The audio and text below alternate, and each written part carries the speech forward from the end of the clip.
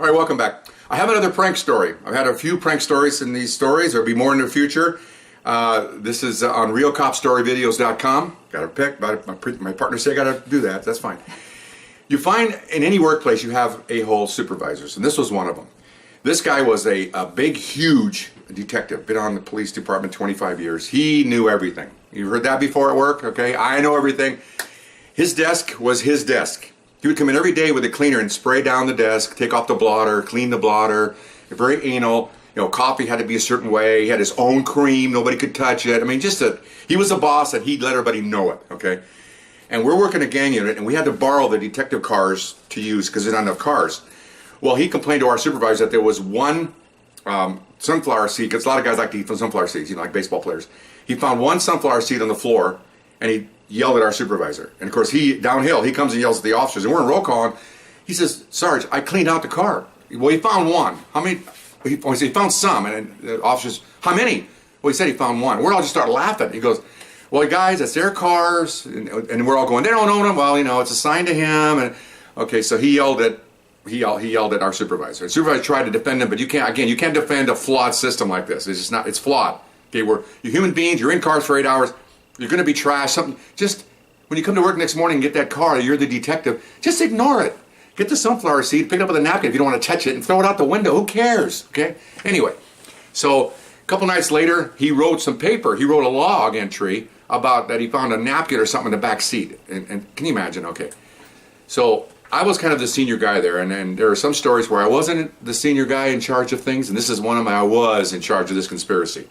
Okay, so we go to roll call, and when the sergeants leave, we have our own little roll call. There's I think it was like 12 of us, 6 two-man cars, and we're assigned to go to another part of the city today. And so when the sergeant leaves, I go, "Hey guys," I said, I'm getting a little tired of this guy. Okay, and we go, "Yeah, so what are we gonna do?" I said, "Well, because I had like 7 years on. These all guys have like 3 or 4 years on, so I'm considering myself the old man in this thing." I said, "This is what we're gonna do." I said, we all have to be with me on this one, or otherwise it's not going to work. I don't want anybody timing me off. "Oh, no, you know, we're all loyal to each other." Okay, fine. In those days, you could smoke in the stations, okay? They had ashtrays everywhere. And I said, "Okay, in our travels today, everybody get a paper bag, find a paper bag. I want you to collect ashes, smoke ashes. I don't want butts, just give me ashes. And I'll tell you later what we're going to do about that." And I go, "Okay, fine." So we all took off. Now that night, on purpose, I told them, "Don't get this guy's car. Don't check out this guy's car. Because I have a plan." Okay, so everybody goes, "Okay, fine." So they got another car. Okay, so then we go off and work. Okay, so all night we're working, whatever we're doing. And so in the shift we come in.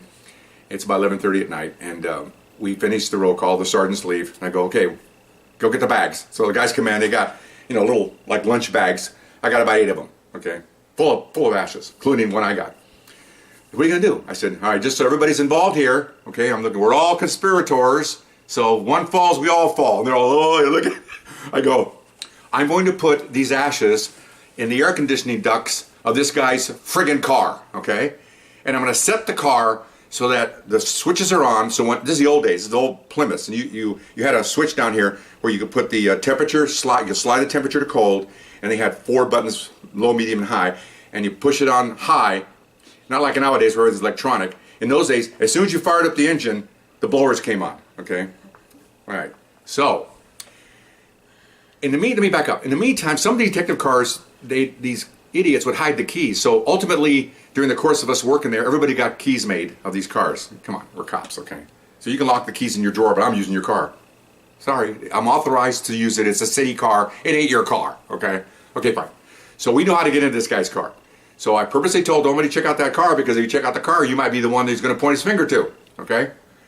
So we're out there at midnight. Nobody's around. It's a quiet night. Nobody's out there. And I'm in there with a buddy of mine. We got flashlights in our mouths like coal miners, and we're in there taking off the ducts, and we're pouring in we got about half of those bags in there. We got 3 good-sized bags in those ducts, okay? Cleaned everything up, including fingerprints. We're in gloves, okay? Told you before, we're cops. We won't leave prints, okay? So everything goes into place. We drive the car to where this guy likes to park it, which is right in the end where he can walk right to it. He's the senior guy, so he gets to park the best spot, okay? And that's fine. So we all took off. I said, okay, so I said, well, what are we going to do? I said, well, if one of you guys will come back, some of us had court in the morning, so some of us stayed there for the night, some of the guys went home. I said, this guy has a set pattern because of his biological needs of his colon and everything else, okay? He comes to work at 7.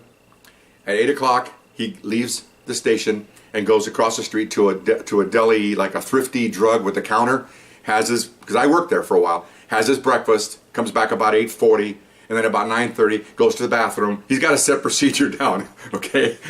Bowel movements and everything. Because I worked this office, that's another assignment. I worked this office. I know some of the guys in there, especially the anal retentive guys, because I had partners nominate, look, he's going to go to the bathroom now. Look, he's going to go to breakfast now. Because he knew exactly what this guy does. And he's a senior guy. I can do whatever I want. Okay, no, leave him alone. Okay. So I said, you guys want to be here at 8 o'clock for the show? I'm going to come here at 8 o'clock. I want to see what's going to happen. I'll be standing in the parking lot just like a nonchalant witness, and I want to look over at that car. So everybody, okay. So we all took off. So 4 of us of the 10 were there when that happened. Actually, I think it might have been 5. I don't remember how many it was. I know all the names. Won't tell you particularly innocent. Anyway, or the guilty. So anyway, so we're standing outside. A lot of police coming and going. It's not a quiet place. There's people. There's a lot of activity during the day shift. So we're talking and stuff, and we're near the car, pretty close to the car. Here comes the detective. He's wearing a dark blue suit. Now remember, he's a big guy, so it's a big suit, like 48 long or something. I mean, it's a huge. Looks like a doorman. It's so big. So we're all looking. We're hitting each other on the shoulder. We're talking away. Gets in that car. It's August. It's hot. Okay. We see the last thing we saw of him is when he hit the switch, heard the car come on, and they disappeared. Okay. The entire car is full of ashes. You never saw it. He disappeared. He literally disappeared. And we're like, we're looking. Of course, we're not trying to laugh. We're not trying to notice it because obviously, if we notice it, we know it's coming. So we're just standing there, and then all of a sudden we hear this, God, all these blue streaks. He opens the door, and all this. He comes out along with all the ashes, and he's basically trailing ashes. His entire face, head, everything. He's a fat guy, so he's sweating. Obviously, before he even gets in the damn car. Okay, so his face is all caked with ashes. All I can see is his eyeballs and his mouth and some of his nose.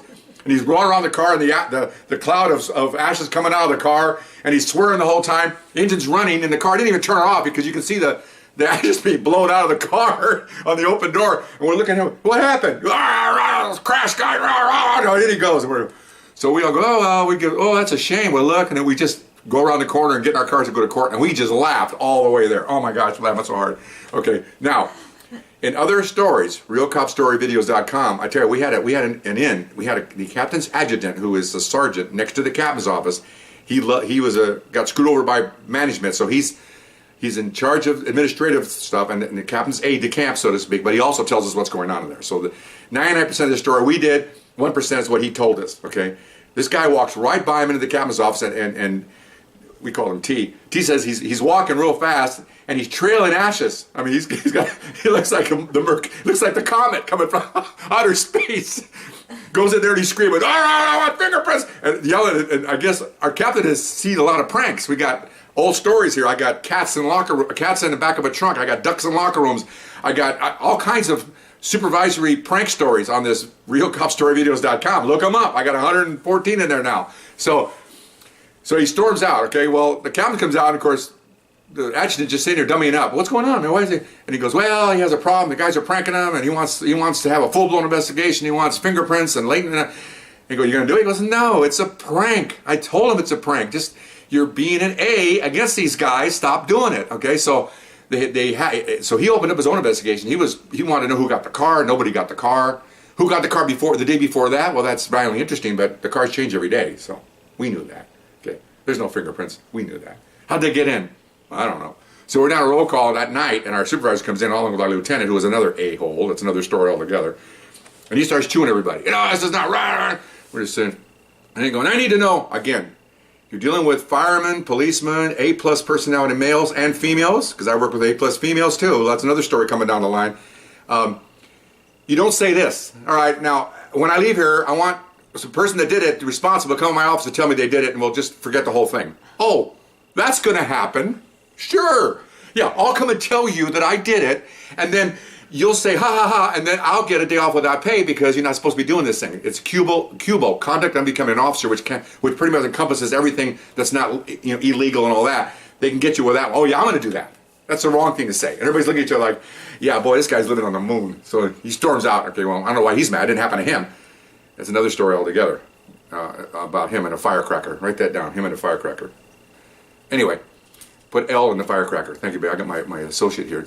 I tell these stories and other ones pop up. It's really weird. Okay, so anyway, nothing happened. He had the garage guys clean out the car, and I guess he grumbled for a few days. Some detectives that we heard came in passing said that's the funniest thing they ever heard because they didn't like him either. These are guys that work with him and for him. They said it couldn't happen to a nicer guy. They said hope it happens again. They said hope it happens again times 10. And we're telling us, and I'm just sitting there going, oh, and then we're at roll call that night after the supervisors left, and we're all high-fiving each other. That was fantastic. I said, I got guys coming to me. I said, Mum's the word. They were, oh, we're not telling anybody about this. This is too funny. This is too good to tell anyone.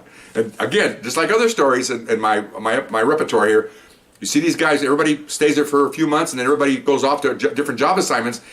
5 or 6 years later, I go to a training day or I go see somebody on the range that was involved. I think it was like 10 of us, I think. And hey, how's it going? Hey, cigarette ashes. We just keep on going. It's not going to ever leave you. I'm telling you now, 40-some years later, I'm sure they're telling their family about what happened to this guy, okay? Cool stuff. I hope you enjoyed it. And there's more stories coming, all right? So we'll see you later, and we'll see you later. Bye-bye.